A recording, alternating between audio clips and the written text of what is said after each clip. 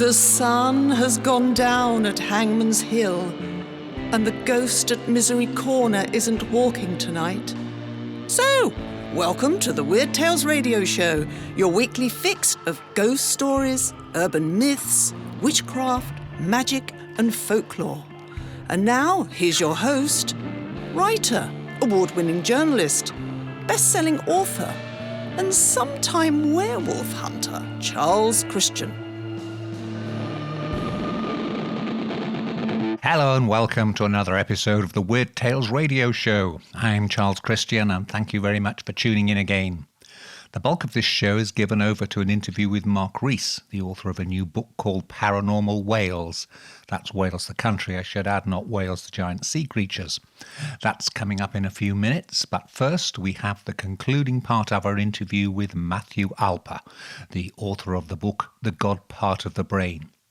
In this section of the interview, we ask how come the United States of America, a country whose constitution separates the institutions of church and state, how come America is so religious?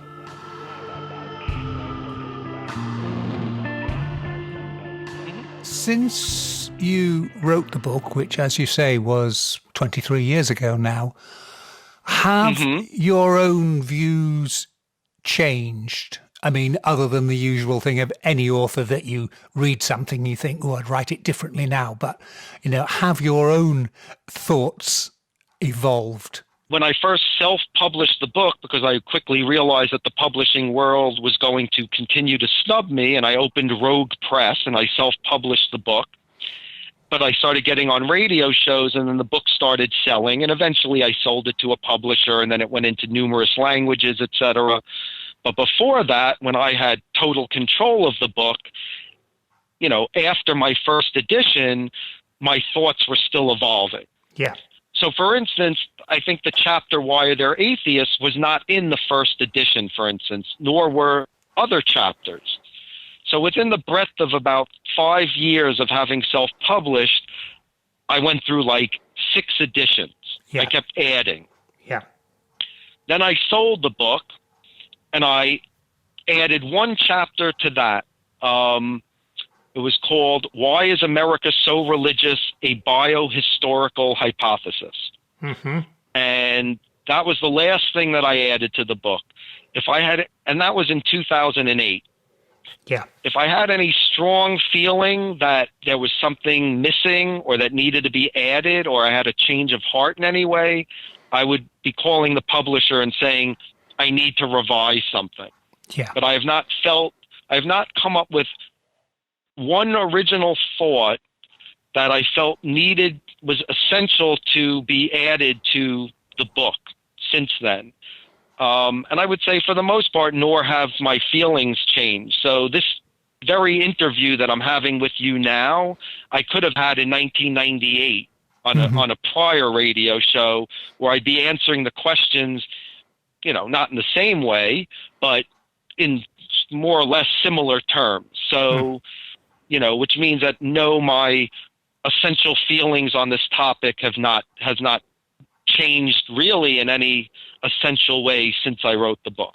Just picking up on the final chapter you added on why is America so religious. It is a subject that fascinates us outside of America because we look at you and we think they're as bad as some of the fundamentalists in the Middle East. What is your take on it? I mean, I know the history. We had the Puritans, the founding fathers, because they were mostly they were secularists. Fortunately, yeah. Sorry, no, not the founding fathers. The Mayflower. Absolutely, and that is all part of it. So, as I said, the chapter is called "Why Is America?" Because that kind of was, when I would do radio shows or be interviewed or lecture. That was the last question that people would ask me, and I would just shake my head and be like, I have not come up with a solution for that one yet. It'd be like, well, since you're writing about this topic, what is going on with this country? Why are we so religious? Here we are, allegedly one of the most advanced countries on earth. And yet there's so much fundamentalism and so much religiosity in this nation. And really, unfortunately, since the Founding Fathers did write the Constitution, there's been a war with the Founding Fathers and their initial thoughts of separation of church and state. We're essentially, we're waging a 250-year war to undo the work of the Founding Fathers and turn this back into a theocracy, to go backwards. So I was like, yeah, that was a question that had me a little bit baffled. And I finally came up with a solution and decided that I would add that to the last edition of the book. And you kind of nailed it, because a lot of it goes back to, so I start the chapter by saying, imagine music became outlawed around the world. So all of the people who were most passionate about music, the composers and the musical geniuses out there and the musicians, etc., the symphonies of the world, let's say an island was given to them. Like, fine, music is outlawed around the world, but if you want to go to Music Island, you can. Mm-hmm. And they all fled to Music Island so that they could, engage in their passion. One might imagine that several hundred years later, you'd probably have a pretty musical culture on that island. Mm. That music would have been passed, on top of which, if we're going with this notion of a bell curve, that some people are born more musical than others, those with those genes towards a higher musical capacity are probably more likely to have children who will also veer towards musicality. And there'll be plenty who won't. 20 generations later on Music Island, there'll be groups of people who just want to play sports and don't really care that much about music. But they'll be the anomalies. For the most part, music will still play a big role on Music Island. Mm-hmm. So essentially, Music Island is America, but it wasn't music, it was religiosity. Because, right, as you mentioned, when this country was first being founded, it was pretty much an empty slate, and England and other nations were giving sort of land grants to people who wanted to flee their country. Well, those people were the religiously persecuted. The most religiously impassioned groups in society who said, we can't practice freely and we're tired of being persecuted, so we're going to go to Religion Island, otherwise right, known as North America, and we're going to start settlements. And for the first 100 years or so, America was mostly a theocracy. It was run by theocratic governments that were ruled by the church, whatever those churches might be. You had Puritans, you had Quakers, you had all these different groups, but they were all extremely religious. Yes. So I believe that if we're going to take both the nature and nurture components of those people built on a religious foundation, that chances are that even in our genetic makeup, so that's what I'm saying. So I call it a biohistorical hypothesis, suggesting, and I wanted to also throw out there a whole new discipline, biohistory, that you can have movements of sort of, behavioral predilections in people that could sort of cause cognitive movements, cognitive traits to be shifted to different regions in the world, suggesting that there is a field, biohistory, and the biohistory of America would be one written in religiosity. Right. And that we still have a certain degree of influence from those initial roots that still influence our culture and maybe even our genetic pool, that we're more religious than most other nations because of the nature of the origin of this country. And that's what that chapter is about. Just sort of to wrap up the interview, in terms of what have you been doing since you wrote the God part of the brain, other than obviously lecturing, talking, doing interviews and things. Right. Other than those things, mostly just sort of futzing about.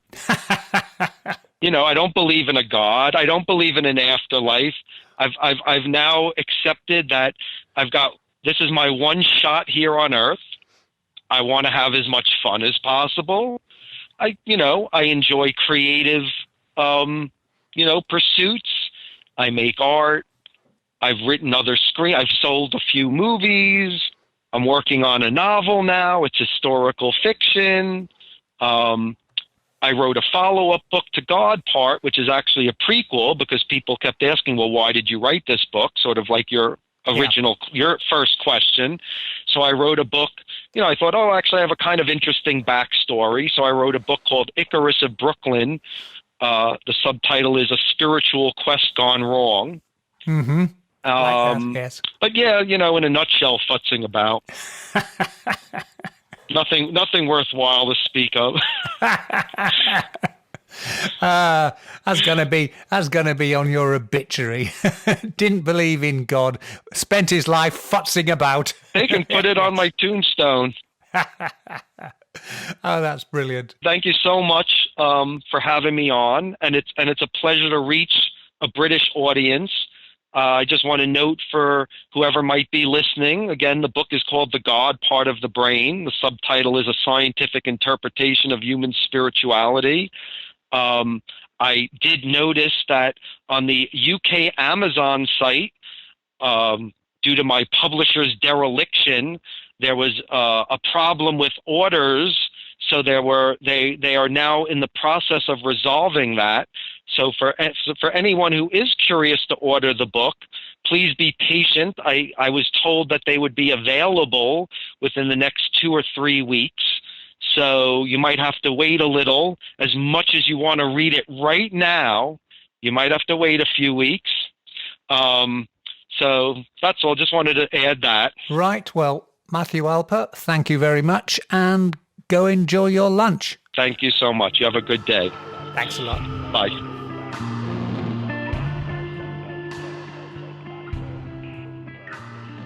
I love that bit when I asked Matthew what's he been doing for the past 20 years since he wrote the book, and he replied, just putzing about.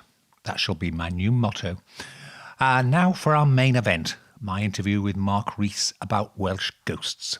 Mark is a long-time journalist and arts editor who's written for all the main Welsh newspapers and magazines. He's also written a number of other books about the paranormal, and more recently, a play he wrote about ghosts was premiered at the Grand Theatre in Swansea. I'm talking today to Mark Rees, who is the author of a new book from Amberley Publishing called Paranormal Wales, which is basically all about the ghosts of Wales. So, Mark, first question is, why were you interested in writing a book on this topic? Hello, Charles. I wish there was a nice, quick, easy answer to that. Something like, that's something I've always wanted to do, but unfortunately, it's quite a long-winded answer. So I'll try and make it as exciting and as sexy as I can, if you could do that with a book. But I've always been interested in the paranormal, in ghost stories and anything like that, the weird and the wonderful. Yeah. And I mean, it was always a dream to maybe write a book like this one day. Even when I was young, I had no idea back then I'd grow up to become, I'd get paid to write words. I had no idea I'd be a journalist in the future and have the opportunity to do this. And the reason it's in Wales is, as you might have guessed, I am a Welshman. Yes. And I think these stories, whether they're ghost stories, folklore, myths, legends, whatever they might be, I think they're that much more magical when they relate to places that you know. So a haunted pub is great, but if it's a haunted pub in your village at the end of your street that you can go and visit, I think those stories, I use the word magical, but I think they appeal much more to us. So that's the only reason it's in Wales, really, is because they are places that I am familiar with, I can visit, and that sort of makes them more interesting to me, really. Yes. The idea for this book in particular, strangely, it's a book that I never actually wanted to write. Don't tell your publishers that. Yes, yeah. Well, no, I'm going to turn this one into a positive. But when I've published a few books on similar topics now, and I was never interested in rehashing what other people had done. And so, I mean, if you pop on the internet, there are some very good books out there about ghosts in Wales. The one I always hold up is Peter Underwood, the Godfather of these kind of books, wrote one in the late 70s. And it still stands up very well today. So, what is the point of me coming along and rehashing what other people have done very well? Which is why my previous books, I've written a book about Victorian ghost stories in Wales, which were all stories nobody else had written about, and they were unique, and I'd gone looking for them. And what I found was that, really, when I was promoting that Victorian ghost book, I did a little tour around Wales, doing little talks and shaking hands and that kind of stuff. Yeah. And I started in Swansea, a little village called Mumbles in Swansea. And I did my talk on the stage, or the raised floor bit. I came off and everyone clapped and thanked me.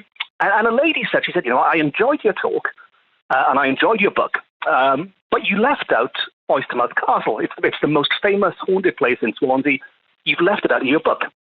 And I pretty much explained to her what I've just explained to you now about, I go looking for obscure stories. I don't go looking for the, inverted commas, most haunted places. I go for the long lost ones. Yes. But I soon found that there was a pattern. Whenever I did this talk, somebody would come up to me and say, nice talk, but you left out Markham Castle, you left out the Scary Dead, you left out Craig and Oath. And in the end, I thought, well, everyone is asking me to write about these famous places, and I'm being stubborn and doing the opposite and not writing about them. And it was only last year I had this light bulb above the head sort of moment where I thought it would be lovely to write about these places because clearly people want to read about them. But I'm not going to write about them if I'm just going to, rehash what Peter Underwood has already done very well. Yeah. And what I decided to do was to approach it in a way that I would combine, and I don't think this has been done certainly for Wales before. I would combine the old folkloric stories, the sort of the old stories which have been passed down for generations about knights in shining armor clanking around old Gothic castles, those kind of stories, with the much more modern accounts. This is the kind of things that you might see on a sort of ghost hunting TV show. And by sort of looking at them side by side to see if there are any similarities, and to see if the sort of the modern day ghost hunters that are visiting these places are in any way referencing or picking up on any of the old folkloric stories. Which to me seemed like a much more interesting approach than just rewriting what other people had done very well. Uh-huh.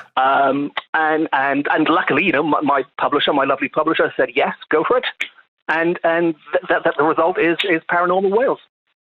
That's brilliant. Yes. And as I said, sorry, that is a bit of a long-winded explanation, but that's how it came about. Yeah. Because what's interesting is you say you've got the castles bit and the ancient stuff, but you've even gone right up to and you'll have to correct me on my pronunciation, the Wilfer Head nuclear power station, which is about as modern as you could get, going from medieval stones to nuclear reactors.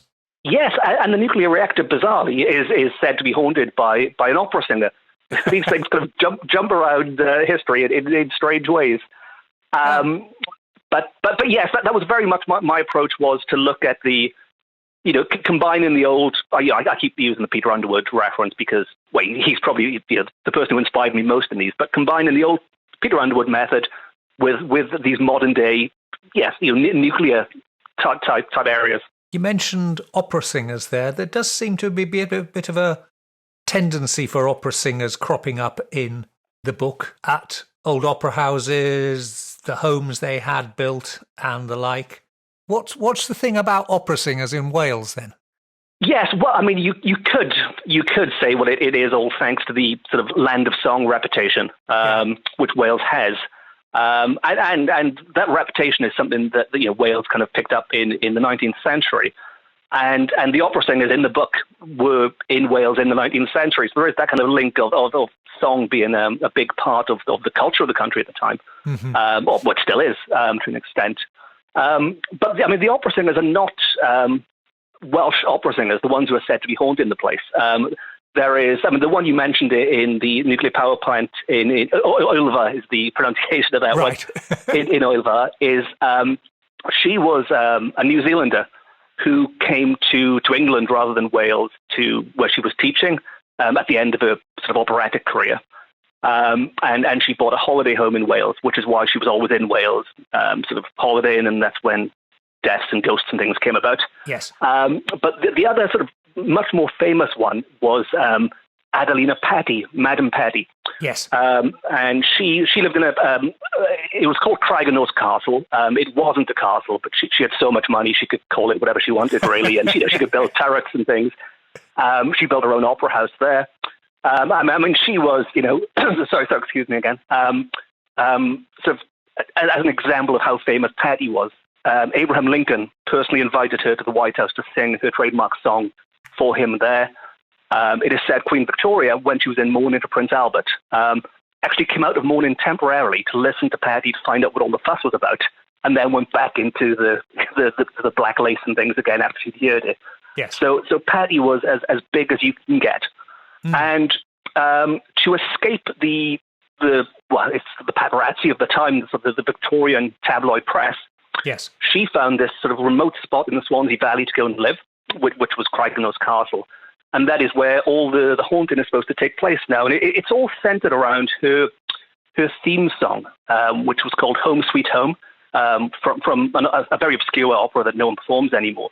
But it's said that if you go there and sing Home Sweet Home, or if you listen out for Home Sweet Home, and in some cases piano players have felt compelled to kind of tinkle away on the keys Home Sweet Home without hearing the song before, that is what summons Patti, or that is how she communicates with people.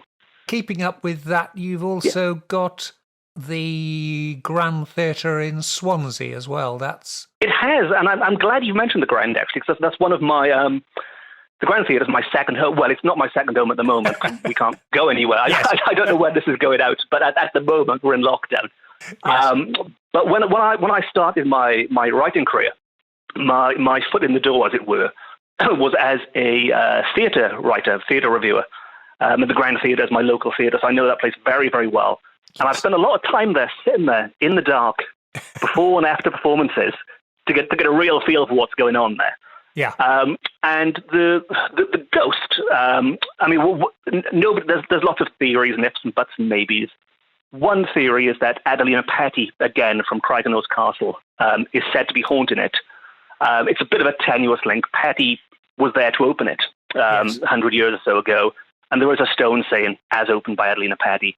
But that's the only link. For a long time, it was thought to be a singer who died on the Titanic who was said to be haunting there, until somebody actually bothered to do the research, and they realized this singer had died before the Titanic had even set sail, so there's no way this person could have been doing it. And plus, they weren't in Swansea, which is another giveaway. It probably wasn't them. But the best theory, and I don't know if it's true or not, but I like it. I like it as a story. Is that Henry Irving, the great Shakespearean actor Henry Irving, visited Swansea with Bram Stoker, who I'm sure I don't need to explain, but the creator of Dracula, who was working with him. They visited Swansea, and Henry Irving returned many times on his tour of the British tours or whatever he did in Britain, an island maybe, or Europe. I'm not sure where he went exactly, but he came back pretty much annually on these tours. And when he, I'm not entirely sure when they met, but his son ended up marrying another performer from Swansea, a Swansea girl, married Henry Irving's son, became his daughter-in-law. And she is now thought to be the person haunting Swansea Grand Theatre, because she did indeed die in a tragedy at sea. Not the Titanic, but people think maybe this is where the stories got mixed up. Yes, she died on another boat, but the Titanic is probably a more iconic boat for people to pass on in these stories. And there are stories of people in the Grand Theatre, or certainly one person in the Grand Theatre, having visions of her appearing the night of the accident and saying that, I'll be back soon to see you. And of course, when this person picked up the newspaper the next day, and found out that her colleague had died in this tragedy. Yes. There are some spooky parallels there if you believe what the accounts say. Yes, It was the RMS Empress of Ireland, wasn't it? The boat you went down on. There you go. I'm glad you've said that. I've got it open in front of me. Yes. I should have memorized all these as well myself, shouldn't I? Yes. 1914, so it doesn't take long for people to think, well, the only big boat that went down was the Titanic, even though it was 2 years earlier, and it tends to get put together. Yes, and it's word of mouth, isn't it? And Chinese whispers, and these things get passed on throughout the years. And yes, before you know it, she was on the Titanic. But yes. But as a bit of detective work that a friend of mine, Ian Parsons, who's written a lot about theatres locally, did the research and worked out that no, definitely not the Titanic. That makes sense. Yes, there's a lovely line accredited to her in your book. When my performing days are over, I want to come back to this lovely town and spend my evenings on the other side of the curtain, watching other people act. Yes, it's a little bit spooky there, isn't it? It is. The other side of the curtain, particularly. Yes. The other side of the veil, then we'd really be onto something. Really be but right, certainly yes. the curtain could well be it. Yes. Now, just looking at your bio, it says in 2018 you actually wrote a play called Phantoms, which was based on your ghost stories and was premiered at the Swansea Grand Theatre. Tell us a bit more about Phantoms, which obviously we're not going to be able to see because all the theatres are shut at the moment. But yes. Yes. Well, Phantoms, I should give full credit here. There's a group, theatre group called Llewellyn Theatre Group, or Llewellyn Theatre Company, sorry, who are resident at the Grand Theatre. Yeah. And in all my years visiting and reviewing there, I became very friendly with them, and very, very good friends with Peter Richards, who is the boss man of the company.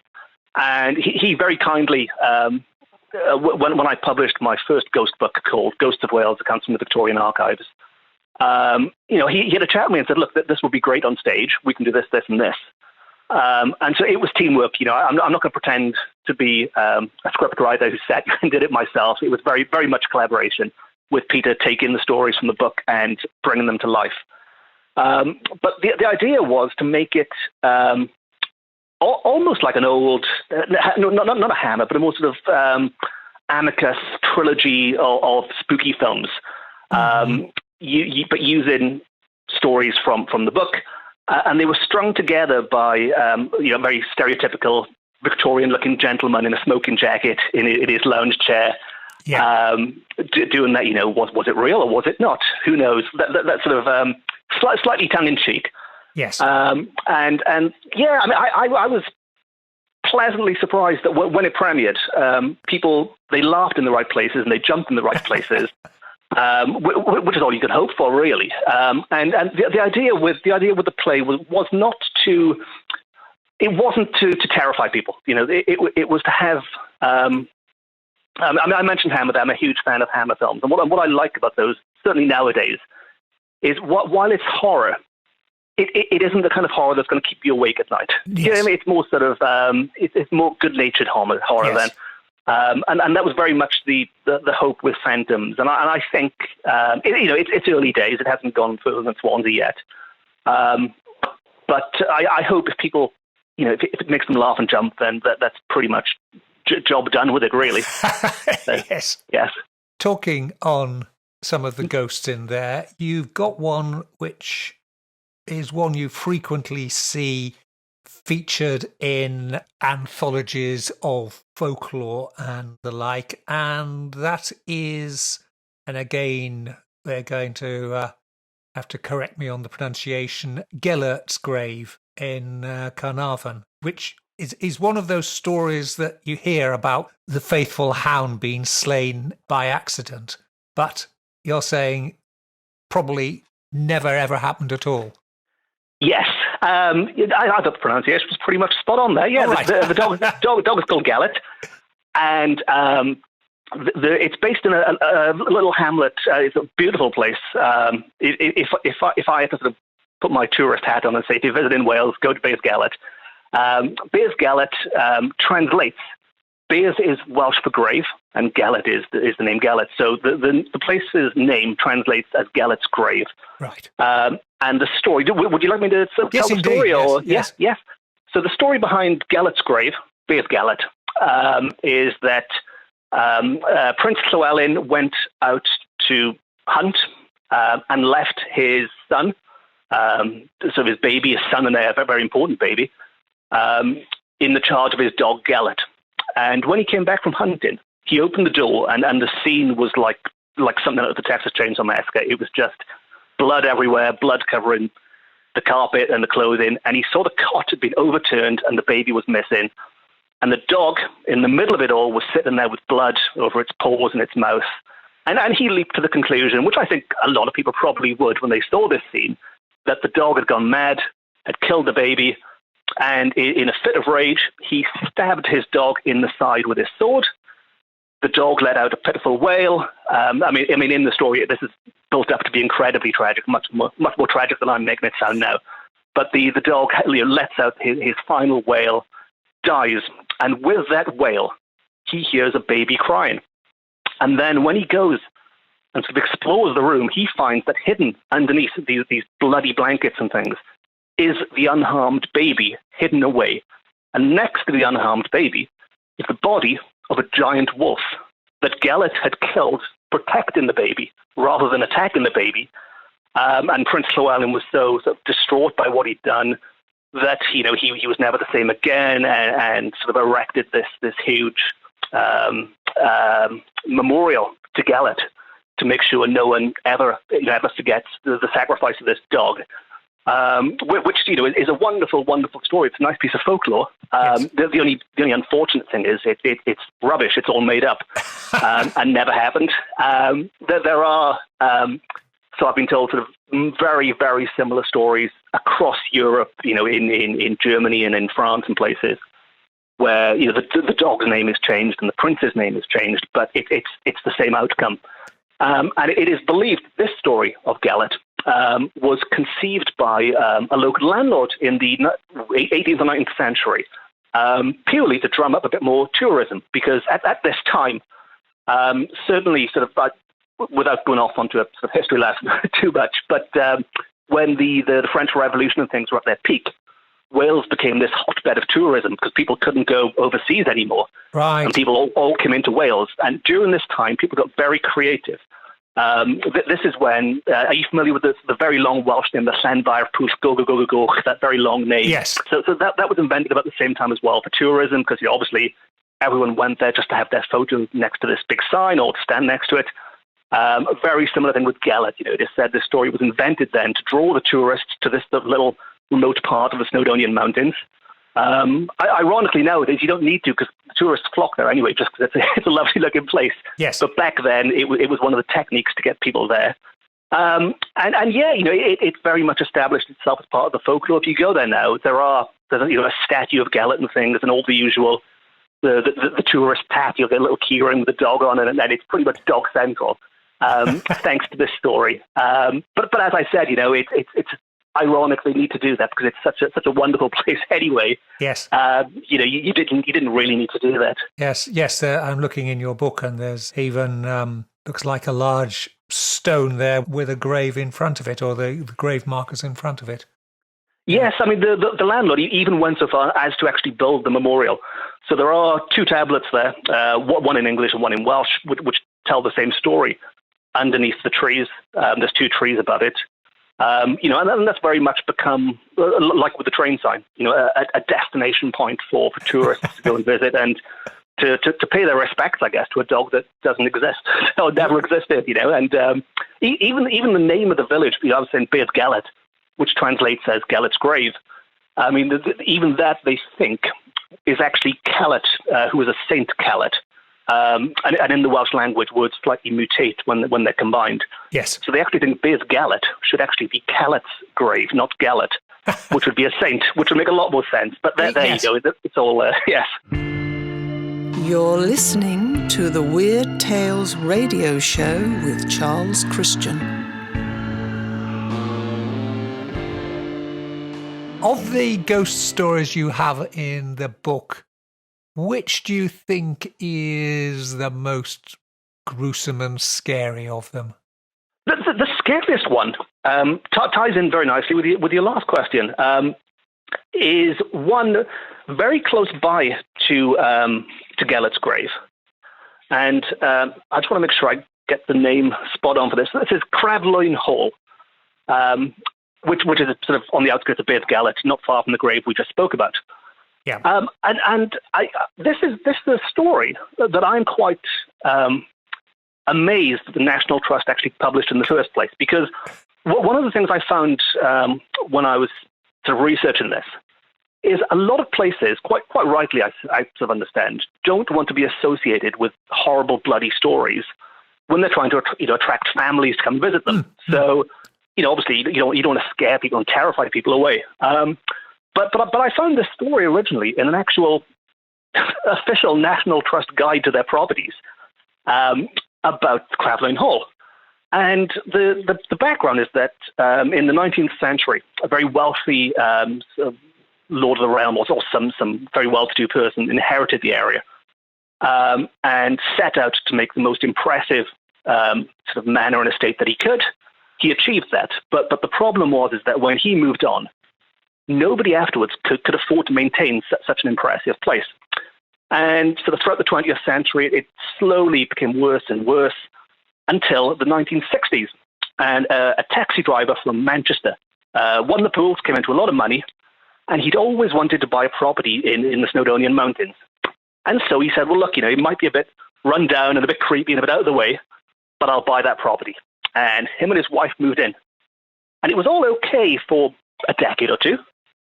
But come at the 1990s, finances were getting a bit tight. They couldn't quite look after the property as they'd wanted to. Mm-hmm. And they thought, maybe we can cut back a little bit on the gardening, maybe close a few rooms. And slowly but surely, the house kind of shrunk in on them. So they had the kitchen and the bathroom and a bedroom, but the rest of the house was pretty much locked up because they couldn't afford to keep opening them, cleaning them and things. A very similar thing was happening outside, and by all accounts, the sort of the ivy and the foliage and the shrubs and everything were all going crazy outside, blocking out the light of the windows. And life in this house became very much that sort of stereotypical Gothic novel kind of feeling, where you're kind of trapped in this house where there's no sunlight getting in and all the doors are locked. It's all a bit weird. And then they started hearing what I'm paraphrasing slightly, but what they described as prisoners trying to escape from rooms. So all these rooms in this huge mansion they'd locked up started shaking and banging. And they quite sensibly, rather than going to investigate, they did the opposite. They said, well, let's stay away from these scary doors which are shaking. And it really did build to a head. And one day, the lady of the house, the taxi driver's wife, woke up in the kitchen to find a pretty much, we'd call it a full-bodied apparition in front of her, the full ghost, with a face that looked familiar to her.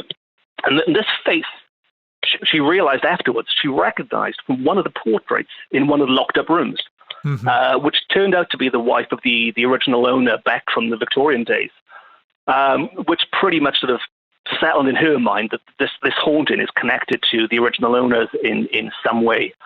But they got out of there, and it was left to the National Trust to pick up the property.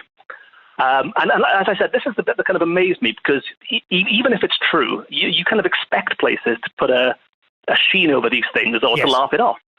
But they published this story where they bought it, and they needed somebody to sort of look after it temporarily, to almost work as sort of a security guard / conservationist, to go into the property. And they found a very keen young volunteer who was happy to go in and sit in there. And they went in, they found the place locked up as it was, and so they decided to sleep in the kitchen on a camp bed because there wasn't much else in the house to go and sleep on. The next day, their supervisor came to see them, or they went to see the supervisor, whichever way it was, and asked how it went. And they said, look, that was too much for me. There was something evil in that house. There was, again, I'm paraphrasing slightly, but there was something in that house which scared them so much they could not go back for a second night. And they managed to put their fears, to ease their fears slightly and say, look, it's an old house. It's going to be a bit cold. It's going to be a bit creepy and a bit creaky. Just give it another shot. And if it helps, I'll come along myself tonight to find out what it's like there. So this volunteer bravely went back for a second night and set up their bed on the kitchen floor. And their supervisor did indeed pop along. And when they went in, they found the volunteer absolutely terrified, out of their mind with fear. And they themselves said, actually, there was something poisonous in there, and there was something so deadly that they could not stay there themselves. They left. The two of them went, and that was the end of that for the time being. And nowadays, it's open to the public as a jolly-looking hotel. And I haven't stayed there myself, but I mean, while I was researching, I was looking at the general reviews and the views and things of the place. And as far as I know, I mean, hopefully nobody's had a bad experience there. And I think the place is doing very well for itself. But it staggers me that of all the evidence out there, if you want to call it that I found, the most terrifying was probably this place. And now it's available as a commercial property for people to go and stay in. So if you're looking for ghosts, that's probably the place to go. Right. Oh, very good. There's another one that looks to be very mysterious and spooky, and that's in Conway, the Plasmore, the Elizabethan townhouse. Yes. Well, this is one. I'm quite glad you picked up on this, because this is one that does kind of what I was saying earlier about combining folklore with sort of more modern day accounts and things. And this is one I did find when I was originally researching my Victorian book. I found some sort of long lost bits out there relating to Plasmar. But the folklore side of it very quickly. And a bit like Gallet, this is a story you hear similar variations around the world where the sort of the man of the house was away. I think he was fighting the Crusades, but away at war somewhere at the time. And his wife was waiting at the window on again, sort of set the scene on a typically stormy night with thunder and lightning cracking around over the place, and it was raining, it was horrible and gothic. And his wife was waiting at the window to get a sight of him coming back from the Crusades on his horse. She had her daughter, or her child, I'm pretty sure his daughter, in her arms at the time. And as the hours went on, they thought, well, he's not going to be home tonight. It's getting late. It's getting dark. Let's go down and rest, and we'll watch again at the window tomorrow. As they were going down the stairs, this is when tragedy struck. They slipped, they fell, and they both landed quite badly in quite a severe way at the bottom. Now, one of the housekeepers found them, managed to get them into the nearest room to lie them down, put them there safely, and sent one of the servants off to get the doctor as quickly as they could. Now, the doctor was away, and they found the doctor's assistant, the second best, who came along. He realized this was bad. He realized there's a good chance both of these people, the girl and the mother, are both going to die. He's an assistant. He is not in any shape or form qualified to be doing whatever's going on here. He panicked and tried escaping. Now, the housekeeper said, "You're not going anywhere until we get the other doctor here." So she sent off the servant to find the real doctor. In the meantime, she locked in the doctor's assistant, locked him in the room with the two girls, so there was no way he could run away and leave them. Now, there's a little bit of extra here, which didn't make it into the book, but that servant she sent off in search of the doctor, by all accounts, was press-ganged along the way. Talk about bad timing. So he went off, and by all accounts, he woke up in a boat somewhere. And turned up at Plasmar 20 years later, said, "Guess where I've been?" So that never happened. That doctor never arrived. And his name was Dr. Dick. Dr. Dick was stuck in that room with these two women. Now, as it happened, the husband did actually arrive home very, very late that night. And he came in, and the housekeeper warned him. She said, "Look, there's something very bad has happened. Before you go into that room, just calm down. It's not going to be a pretty sight." But he kicked the door in, got in there. He tried banging, didn't get an answer first, which is why he kicked the door in, got in the room. And he found his wife's body was there, dead, as was his daughter. And just to make the tragedy even worse, as they do with these stories, to sort of pile grief upon grief, the reason the wife had been waiting at the window every day was to tell him that she was pregnant with their second child. And by all accounts, the unborn baby was also there. And just a very gruesome, horrible scene. On top of that, the The doctor had disappeared. Somehow he'd done a Houdini trick and disappeared from this locked room. Now, there are theories about priest holes and sneaking up chimneys and this, that, and the other, but he wasn't there. And the knight pulled out his sword, and he swore and stormed around the room, and he vowed not to leave until he had his revenge on that cowardly doctor who had left them. That was the scene at the night. The next morning, the housekeeper went up to the room to see how things were, and she found that the knight had taken his own life with his sword. The doctor was never seen, and that is the start of a very gruesome ghost story connected with Plasmar. Now, that's the old folklore side of it. And then as a little extra, I did pick up a story from a 19th century newspaper where it was mentioned that Plasmar, again, going off on a tangent slightly, but it could be said to be the birthplace of the visual arts in Wales. The Royal Academy of Welsh Arts were established nearby. They needed somewhere to display their works. And so after Queen Victoria said, yes, you've got the go-ahead to establish sort of a Welsh equivalent, because there was already one in England, they opened in Plasmar. And all these visitors were going to Plasmar, sort of what had previously been sort of more of a private place, but now it was open to the public to go and look at the art. Yeah. And there were two gentlemen there looking around, and one of the I know, well, maybe not tour guides, but the people there talking to the public said, I noticed you're in the haunted room, at which they laughed, as you would. But it wasn't a joke. This man who worked there had first-hand accounts of, very, very stereotypical ghostly type sightings of seeing people quickly moving away from windows and hearing footsteps above him and things brushing against him. And he led these two men up into the attic to where he thought this was all based, and where they had indeed found a priest hole concealed upstairs. And so the thinking is that this doctor did actually escape somewhere. Right. Somehow managed to get himself into a priest hole, which he wouldn't have known about, but maybe just by climbing up the chimney, he stumbled into it. And that could possibly be the source of some of the hauntings there. But wherever it came from, it's a nice example of an old story, which is almost certainly not true at all, but being linked to real-life sightings then, it's further down, centuries later. There's another one that's intriguing, and that's Plasnewid in Llangollen. Yes. With the ladies of Llangollen.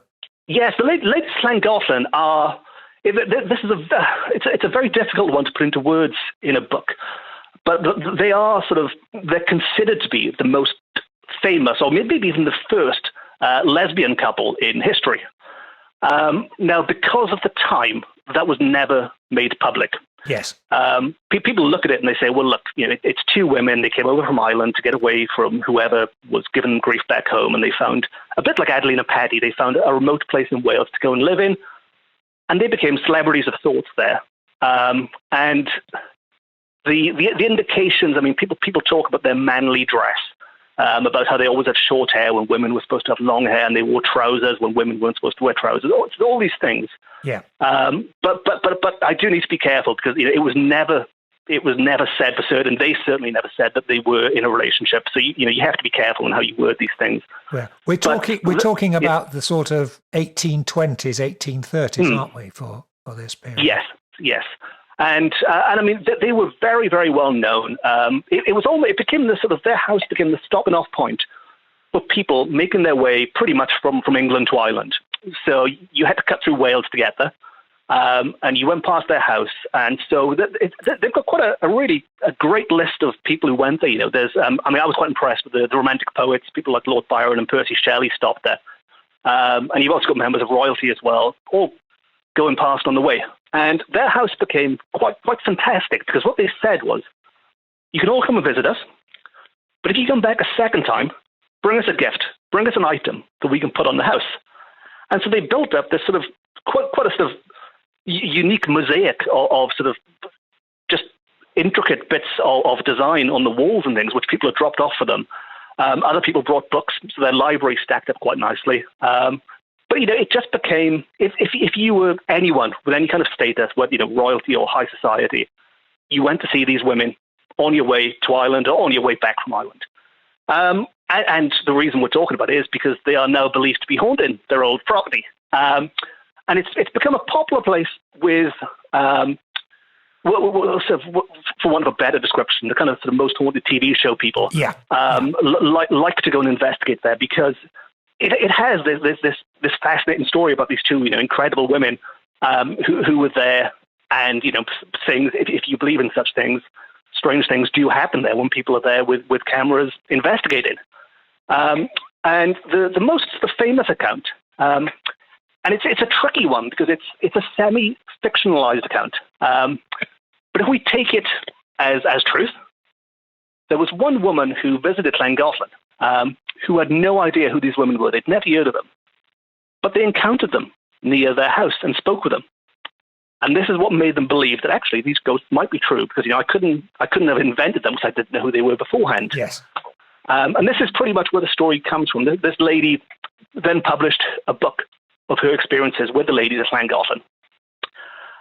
There's quite a funny bit of breaking and entering, because the ladies at Llangollen were outside talking to her, and they said, well, come to our house tonight and we'll talk about it later on.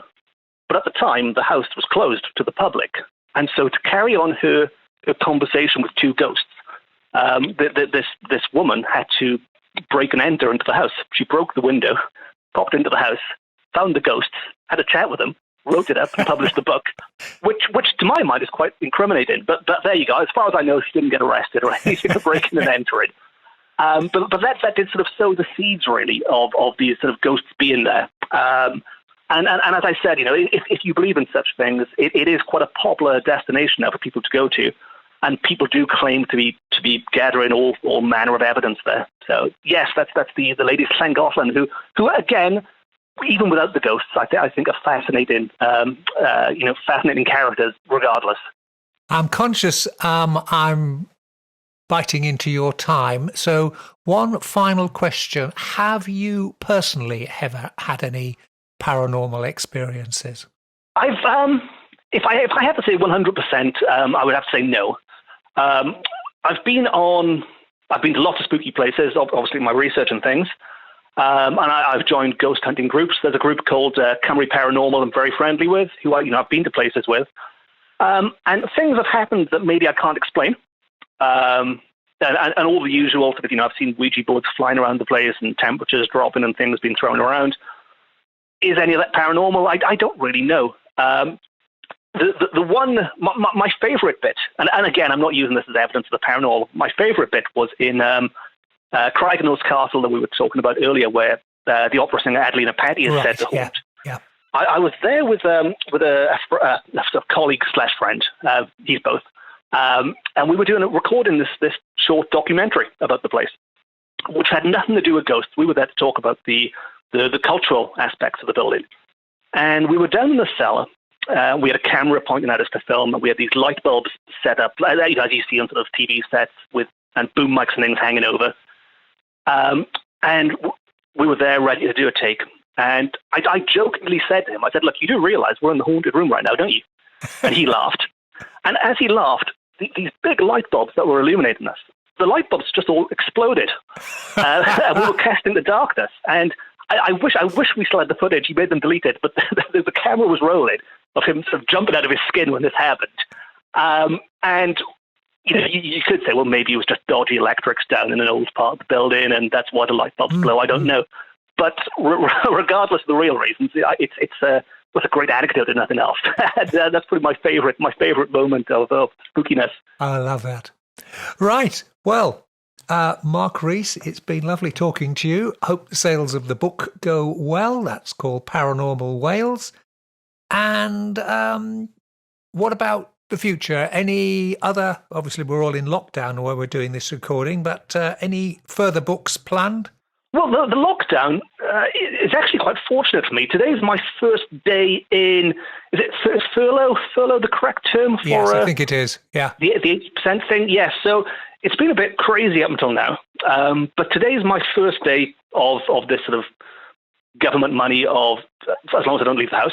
Yes. And I'm going to put that to good use to do it's a book on Edwardian ghost stories.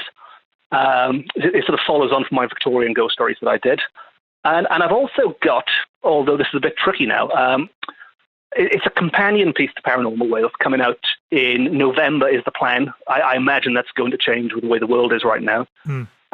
And it's very similar to Paranormal Wales, but instead of the ghosts of Wales, it looks at it's more folklore of Wales. So it's looking at sort of places with a connection to King Arthur and the Mabinogion, so the medieval tales.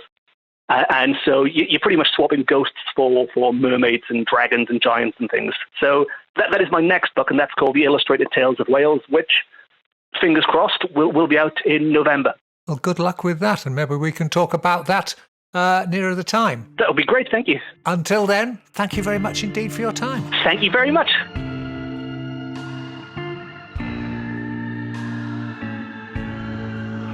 Going stir crazy in lockdown? Well, here's a modest suggestion. Why not listen to me being interviewed about paranormal events, the legends and folklore of the old East Riding of Yorkshire, and mystical creatures on the well-known Midnight in the Desert radio show? I was interviewed a couple of weeks ago by Tim Weisberg, the host, and just to warn you, the show does run for 2.5 hours, so plenty of good listening there. Just scroll down the www.urbanfantasist.com homepage and you'll find the link to the audio player of the interview on the post of the 29th of March. Happy listening.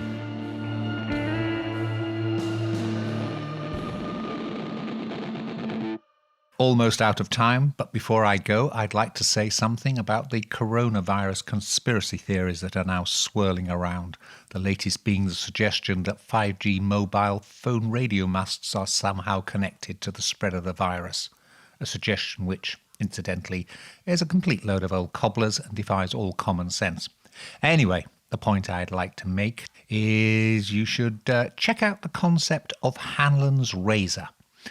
This states that you should never attribute to malice or conspiracy something that can be adequately explained by stupidity.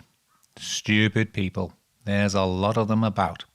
Now, just remains for me, Charles Christian, to say thank you very much for listening in, and I'll hope you'll join me again same time next week. Till then, stay well, stay weird, stay different. Good night. Black Shuck, the demon dog of East Anglia, is baying at the moon, which means it's time for us to go. You've been listening to the Weird Tales radio show with Charles Christian, your weekly fix of ghost stories, urban myths, witchcraft, magic and folklore. You can keep in touch with us online at www.weirdtalesradio.com, by email to weirdtales@icloud.com, and on Twitter @ChristianUncut. Join us again next week for another edition of the Weird Tales radio show. Good night.